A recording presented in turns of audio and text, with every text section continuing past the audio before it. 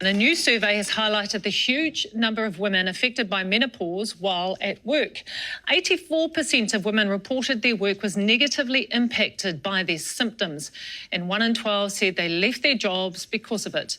Globally, it's estimated that menopause-related productivity losses may top $150 billion a year, according to Bloomberg.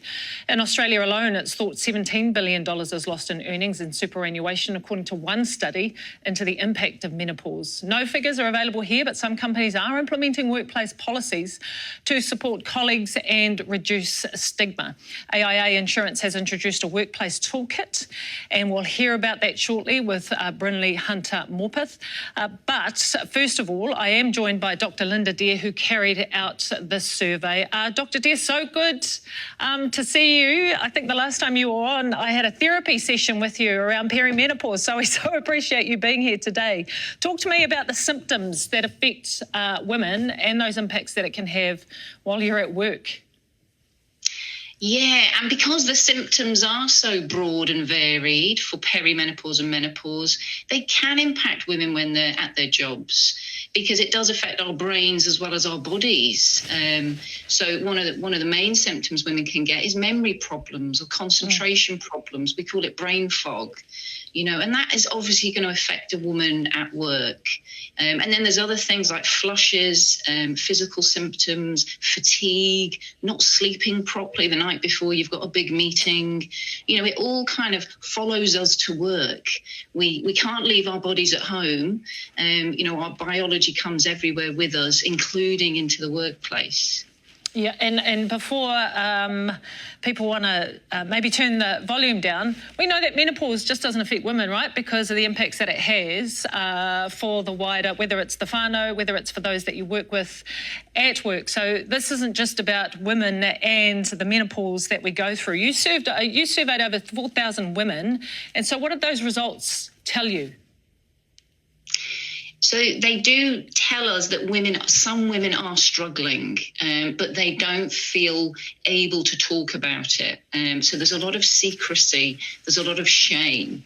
And it is just a normal part of life for women, that everyone is going to go through in some way at some point. So we need to get the shame out of it. But women didn't feel able to use the word.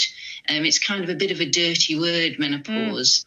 And we kind of need to give it a makeover, really, because most women did not say it was menopause that was the reason they were taking time off or actually leaving their job. Only 15% of women in the survey admitted it was menopause.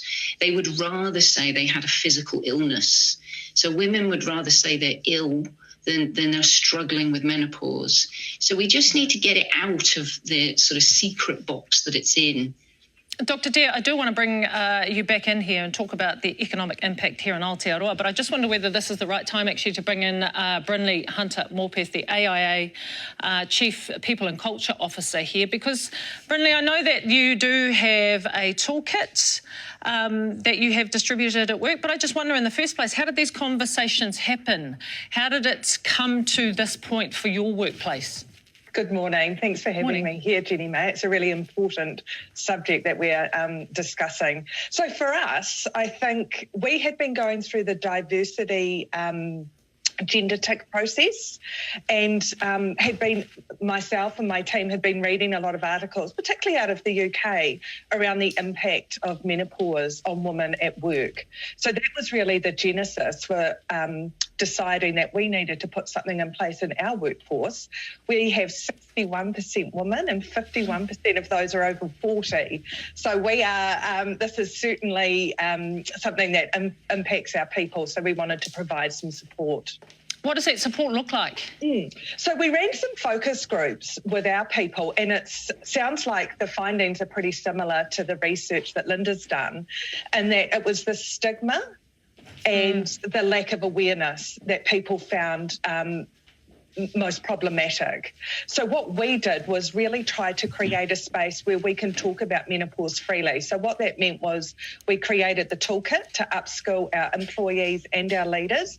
The symptoms of menopause are many and varied, and they affect us all in very different ways. So it's really bringing, shining a light on the fact that it's going to look different for everyone and making that conversation less awkward, more comfortable. We want women in our business to be able to talk to their leaders about the impact menopause is having on them and then collaboratively come up with solutions to try and ease that path. And that might be EAP counselling, flexible work, understanding that you've had a night of hot flushes and you're going to need a little bit of time in the morning just to recoup.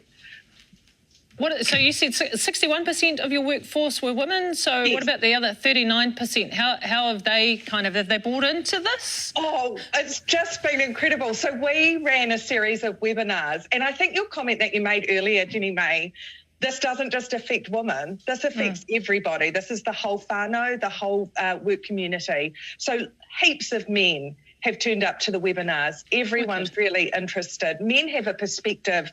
They go through this journey with us. They walk alongside us. So it's been really interesting. And what I've really enjoyed seeing is perhaps the younger men in our business leaning into this conversation. So you might have a 25-year-old leader perhaps in a call centre, and he might have a team of 8 women who are sort of 55. So he's got to get on board with this, right? He's got to get on board, but also understand it, right? Which I think is amazing. Yes. I've got to wrap things up, but I want to come back to you, Dr. Dear, because 40% of our workforce is made up of women. So we talked about the economic impacts on businesses and the economy overseas, and I wonder what that looks like here in Aotearoa. I've got about 30 seconds, if you can wrap it up in that time. It is being looked at properly. So the New Zealand Institute of Economics, they are looking into it. So by the end of the year, we should have some data to say, how is this affecting the economy? Because it is costing us money. Actually, businesses with more female bosses make more money. There was a study in the UK that showed that. So it's good for business to be good for women. Get this on the agenda. And let women talk about it, and men, because they are interested as well. Yeah, thank you both so much. I love this conversation. Brinley Hunter-Morpeth, AIA Chief People and Culture Officer, and Dr. Linda Dear, a menopause GP. Such an important conversation. Tēnā korua, thank you.